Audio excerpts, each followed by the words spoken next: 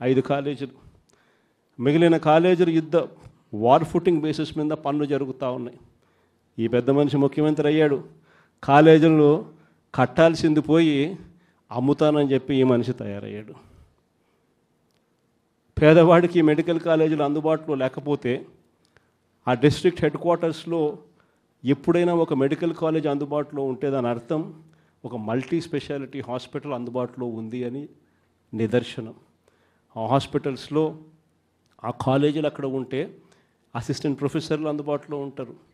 ఆ కాలేజీలో పనిచేసే స్టాఫ్, పోస్ట్ గ్రాడ్యుయేట్ స్టూడెంట్స్ వీళ్ళంతా కూడా అందుబాటులో ఉండి ఒక మల్టీ స్పెషాలిటీ హాస్పిటల్ ఆ డిస్ట్రిక్ట్లో పేదలకు అందుబాటులో ఉంటుంది.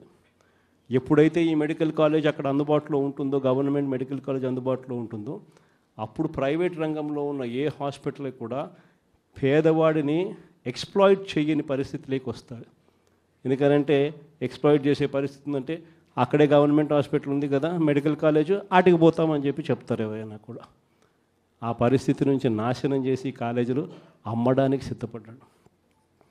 మన ప్రభుత్వ హయాంలో గతంలో ఎప్పుడు జరగని విధంగా, రాష్ట్ర చరిత్రలో ఎప్పుడు చూడని విధంగా మనం కొత్తగా గవర్నమెంట్ రంగంలో 3 పోర్టులు ఏకంగా కట్టడానికి శ్రీకారం చుట్టాం. ఇదే విశాఖపట్నం జిల్లాలో ప్రజలకు అందరికీ కూడా బాగా తెలుసు. మూలపేట, శ్రీకాకుళం జిల్లాలో పోర్టు. గతంలో ఎప్పుడు ఊహించని విధంగా శ్రీకాకుళం జిల్లాకు అభివృద్ధి బాట నడిపించే ఒక గొప్ప అడుగు ఆ పోర్టు. ఆ పోర్టులో అడుగులు వేసింది ఎప్పుడు అని అంటే మన ప్రభుత్వం వచ్చిన తర్వాతనే. అక్కడే మనం భూములు కొనుగోలు దగ్గర నుంచి, పర్మిషన్ తేవడం దగ్గర నుంచి, చివరికి ఆ పోర్టు ఇబ్బంది పడకోకుండా ఫైనాన్షియల్ క్లోజర్ కూడా మనమే పూర్తిగా కంప్లీట్ చేసి ఏకంగా మనం 30% పనులు కూడా పూర్తి చేసే కార్యక్రమం మనం చేస్తే, చంద్రబాబు నాయుడు గారు ఇప్పుడు ఆ 3 పోర్ట్లను, గవర్నమెంట్ రంగంలో ఉన్న 3 పోర్ట్లను కమిషన్ల కోసం అమ్మడానికి ఈ పెద్ద మనిషి శ్రీకారం చుట్టాడు. ఇదే పెద్ద మనిషి చంద్రబాబు నాయుడు గారు ఇదే ఉత్తరాంధ్రలో ఎప్పుడు చూడని విధంగా ట్రైబల్ ప్రాంతాన్ని అభివృద్ధి పదంలో మనం నడిపించాం. ట్రైబల్ ప్రాంతంలో ఒక ట్రైబల్ ఇంజనీరింగ్ కాలేజ్, ట్రైబల్ ప్రాంతంలో ఒక మెడికల్ కాలేజ్, ట్రైబల్ ప్రాంతంలో ఏకంగా 5 సూపర్ స్పెషాలిటీ హాస్పిటళ్ళు ఐటీడీఏ పరిధిలో, ఏకంగా సాలూరులో ఒక ట్రైబల్ యూనివర్సిటీ కూడా అడుగులు వేగంగా మనం ముందుకు వేయి చేస్తే ఈ పెద్ద మనిషి పూర్తిగా వాటి పనుల గురించి ఈరోజు పట్టించుకునే పరిస్థితులు ఎవడూ లేని పరిస్థితులు ఈరోజు ట్రైబల్ ప్రాంతం కనపడతా ఉంది. ఈరోజు భోగాపురం ఇంటర్నేషనల్ ఎయిర్పోర్ట్ మనందరికీ కూడా పరిచయం. ఆ పనులు 5 సంవత్సరాలు చంద్రబాబు నాయుడు హయాంలో పనులు మొదలు కాల. బ్యాలెన్స్ ల్యాండ్ అక్విజిషన్ పూర్తి ఎప్పుడైంది అని అంటే అది మన హయాంలో. ఆ ప్రాజెక్టు శంకుస్థాపన ఎప్పుడు జరిగింది అని అంటే మన హయాంలో. ఆ ప్రాజెక్టు 30% పనులు ఎప్పుడు పూర్తయ్యాయి అని అంటే అది మన హయాంలో. ఏదైనా కూడా విశాఖపట్నం కానీ, ఉత్తరాంధ్రకు కానీ, రాష్ట్రంలో మరొక చోట కానీ, ఇంకొక చోట కానీ ఎక్కడైనా అభివృద్ధి పథంలో పనులు ఏదైనా జరిగాయి అని అంటే, చివరికి నాడు నేడుతో స్కూళ్ళు సైతం అభివృద్ధి ఎప్పుడు చెందాయి అని అంటే అది ఒక్క వైఎస్ఆర్సీపీ ప్రభుత్వ హయాంలోనే. ఈరోజు అన్నీ కూడా నాశనం అయిపోయిన పరిస్థితి కనిపిస్తూ ఉన్నాయి.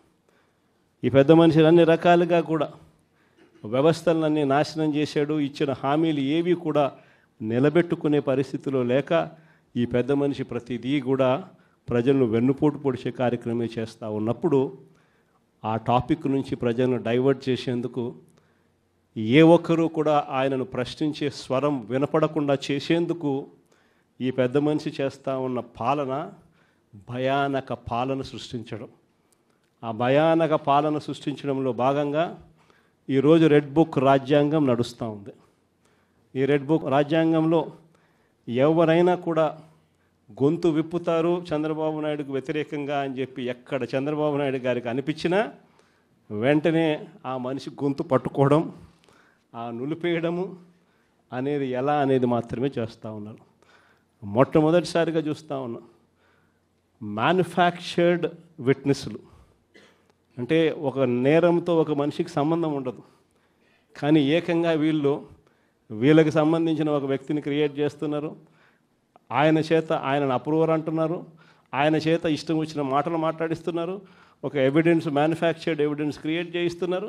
ఆ మనిషితో ఈ మనిషి పేరు చెప్పిస్తున్నారు, ఈ మనిషిని ఇలా అరెస్ట్ చేస్తూ ఉన్నారు.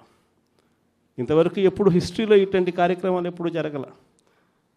ఒక తప్పుడు సాంప్రదాయానికి పెద్ద మనిషి చంద్రబాబు నాయుడు గారు ఈరోజు బీజం వేస్తూ ఉన్నాడు. ప్రతి నియోజకవర్గంలో కూడా పాత కేసులు ఏమేమి ఉన్నాయని చెప్పి తవ్వుతున్నారు. ఆయన పాత కేసులలో ఇప్పుడు మన ఎమ్మెల్యే క్యాండిడేట్లను ఎలా ఇరికించాలి అని చెప్పి, ఆ కేసుల్లో ఎలా ఇరికించాలి అని చెప్పి ఇప్పుడు చూస్తూ ఉన్నారు. ఏ తప్పు జరగకపోయినా కూడా యాక్టివ్గా ఎవడైనా కార్పొరేటర్ ఉన్నా, ఎవడైనా ఎంపీటీసీ ఉన్నా, ఎవడైనా జెడ్పీటీసీ ఉన్నా, లేకపోతే ఎవరైనా లీడర్ ఉన్నా సరే విజిలెన్స్లో ఎలా ఇరికించాలా, తప్పుడు కేసు ఎలా పెట్టించాలా అనే సంస్కృతితోనే ఈరోజు పాలన సాగుతూ ఉంది. నేను ఒకటి చెప్తా ఉన్నా, ఈరోజు కష్టంలో ఉన్న వైఎస్ఆర్సీపీ అన్నదమ్ములను నేను ఈరోజు చూస్తూ ఉన్నా. నేను మీ అందరికీ ఒకటే చెప్తా ఉన్నా, మీ అన్నగా, మీ తమ్ముడిగా, మీ బిడ్డగా ఒకటి చెప్తా ఉన్నా. నెక్స్ట్ వచ్చే జగన్ 2.0లో పరిస్థితి ఈ మాదిరిగా ఉండదు. ఈరోజు ప్రతి కార్యకర్త కష్టాన్ని చూస్తూ ఉన్నా కాబట్టి చెప్తా ఉన్నా. ఇంతకుముందు మన హయాంలో మనం వచ్చే టయానికే కోవిడ్ మహమ్మారి మధ్యలో 2019 జూన్లో మనం ప్రమాణ స్వీకారం చేశాం. ఆ తర్వాత ఆ మార్చిలోనే ముగియక మునిపే, ఒక సంవత్సరం కూడా సరిగ్గా ముగియక మునిపే 2020 మార్చి వచ్చేసరికి వెంటనే కోవిడ్ వచ్చింది. ఆ తర్వాత 2 సంవత్సరాలు కోవిడ్తో మనం యుద్ధం చేయాల్సిన పరిస్థితుల మధ్య మన పాలన సాగింది. బహుశా కార్యకర్తలకు అనుకున్న మేరకు బహుశా నేను చేయలేకపోయి ఉండొచ్చు. కానీ ఇవాళ ఒకటే చెప్తా ఉన్నా, ఈరోజు ఈ కష్టాన్ని చూసిన వ్యక్తిగా చెప్తా ఉన్నా, రేపొద్దున ఇలా ఉండదు. రేపొద్దున జరిగే ప్రతి విషయంలోనూ వైఎస్ఆర్సీపీకి కార్యకర్తే నెంబర్ 1గా ఉంటాడని మాత్రం ఖచ్చితంగా చెప్తా ఉన్నా. ప్రతి కార్యకర్తకు నేను ఒకటే చెప్తా ఉన్నా, ఎవడెవడైతే మీకు అన్యాయం చేశాడో పర్వాలా, అన్యాయం చేయండి, చేయించుకుంటాం, టైం మీది, కానియండి, కొట్టండి అని చెప్పి చెప్పండి. ఆడు ఎవడు ఏం చేస్తా ఉన్నాడో పేరు రాసుకోండి. రెడ్ బుక్ అని నేను చెప్పను, కానీ పేరైతే రాసుకోండి. మీరు ఏ బుక్లో రాసుకున్నా పర్వాలా, పేరైతే మీరు రాసుకోండి. దాని తర్వాత మాత్రం అన్యాయం చేసినోనికి సినిమా మాత్రం మనం చూపిస్తామని చెప్తాను. ఆ మనిషి రిటైర్డ్ అయి ఉన్నా కూడా లాక్కొని వస్తా, ఆ మనిషి దేశం విడిచిపెట్టిపోయినా లాక్కొని వస్తా. ఎవరిని వదిలిపెట్టేది ఉండదు. ఒక్కొక్కడికి మాత్రం సినిమా మాత్రం ఎలా చూపించానో అలా చూపిస్తామని మాత్రం చెప్తాను. ఖచ్చితంగా వీళ్ళు ఏదైతే నాటుతున్నారో, ఏదైతే ఇత్తుతున్నారో, ఇది రెండింతలు వీళ్ళకు పండే కార్యక్రమం కూడా జరుగుతుందని మాత్రం ప్రతి కార్యకర్తకు గట్టిగా చెప్పండి. ఎందుకనంటే ఈరోజు రాష్ట్ర వ్యాప్తంగా ఇదే జరుగుతూ ఉంది. ఒక్కొక్కని కథ వింటూ ఉంటే నిజంగా మనసుకు బాధ కలుగుతుంది. ఆ బాధ ఎలాంటి బాధ అంటే చెప్పలేం. అసలు మంగళగిరిలో ఒక పాపను, కృష్ణవేణి మంగళగిరి పాప, సోషల్ మీడియా పాప తీసుకొని పోయి, ఆడపాపను కూడా, ఆడకూతురు అని కూడా చూడుకోకుండా తీసుకొని పోయి హైదరాబాద్ నుంచి ఎత్తుకొని వచ్చి స్టేషన్లలో పెడతా ఉన్నారు. ఇంకొక పాప సుధారాణి, ఆ పాపను నెలలు ఈ స్టేషన్ నుంచి శ్రీకాకుళం నుంచి తిప్పినారు. శ్రీకాకుళం నుంచి కింద దాకా అన్ని స్టేషన్లు తిప్పుకుంటూ నెల రోజుల పాటు బెయిల్ రాకోకుండా తిప్పినారు. ఆడవాళ్ళను, ఆడకూతుర్లను కూడా చూడుకోకుండా, కేవలం వీళ్ళకి వ్యతిరేకంగా పోస్ట్ పెట్టిందని. ఇంత దౌర్జన్యంగా జరుగుతూ ఉన్నారు. వంశీ అని ఇప్పటికి 1.5 అయిపోయింది. ఒక కేసులో బెయిల్ వస్తుంది, బెయిల్ వచ్చిన వెంటనే ఇంకొక కేసు, మళ్ళీ ఆ కేసులో బెయిల్ వస్తుంది, బెయిల్ వచ్చిన వెంటనే మళ్ళీ ఇంకొక కేసు. ఇప్పటికి 11 కేసులు. ఒక కేసు అయిపోయినాక ఒక కేసు, ఒక కేసు అయిపోయినాక ఒక కేసు. 2 నెలలు దాదాపుగా వంశీ ఈరోజు జైల్లోనే కనపడతా ఉన్నాడు. ఇంకొక దళితుడు, ఎక్స్-ఎంపీ నందిగాం సురేష్, పాపం 1.5 రోజులు పాపం జైల్లో పెట్టారు. బెయిల్ రాకుండా అడ్డుకుంటూ జైల్లో పెట్టారు. మళ్ళా చివరకు కోర్టుల ద్వారా ఎంతో కష్టపడితే బెయిల్ వచ్చింది. వచ్చిన తర్వాత మళ్ళా 3 నెలలు 4 నెలలు తిరగకపోతే మళ్ళీ ఈరోజు నిన్న మళ్ళా కేసు. వాళ్ళ ఇంటి దగ్గరికి ఒక వ్యక్తి వచ్చి దళితుడని కూడా చూడుకోకుండా ఆ మనిషిని ఈయనే తిడతాడు. ఎందుకు నన్ను తిడుతున్నావు అని చెప్పి ఈయన ప్రశ్నిస్తే ఈయన మీద కేసు పెట్టి జైల్లో పెడతా ఉన్న పరిస్థితి మొట్టమొదటిసారిగా ఇప్పుడు చూస్తూ ఉన్నాం. అది ఈరోజు ఇంత దారుణంగా ఈరోజు జరుగుతూ ఉంది. ఇలాంటి పాలన చూసిన తర్వాత చెప్తా ఉన్నా, ఆ బాధలో నుంచి చెప్తా ఉన్నా, ఏదైతే మీరు ఎత్తుతూ ఉన్నారో తప్పుడు సాంప్రదాయాన్ని నాటుతూ ఉన్నారు, తప్పుడు సాంప్రదాయాన్ని మీరు చాటుతూ ఉన్నారు. ఈ సాంప్రదాయం ఒక వృక్షం అవుతుంది. మీరు ఏదైతే ఇచ్చారో అది రెండింతలు వెనక్కి తిరిగి మిమ్మల్ని తన్నే పరిస్థితిలోకి ఈ వ్యవస్థ తయారవుతుంది. ఇలాంటి పరిస్థితుల మధ్య ఈరోజు మనం అంతా కూడా ఏకమై ఒకటి చెప్తా ఉన్నాం, రాబోయే రోజుల్లో గట్టిగా పోరాటం చేద్దాం. సంవత్సరం అయిపోయింది కళ్ళు మూసుకొని కళ్ళు తెరిచేసరికి. ఇక కళ్ళు మూసుకొని కళ్ళు తెరిచేసరికి మరో 3 సంవత్సరాలు కూడా అయిపోతే దాని తర్వాత మాత్రం వచ్చేది మన ప్రభుత్వమే. మంచి రోజులు ఖచ్చితంగా మనకే వస్తాయి.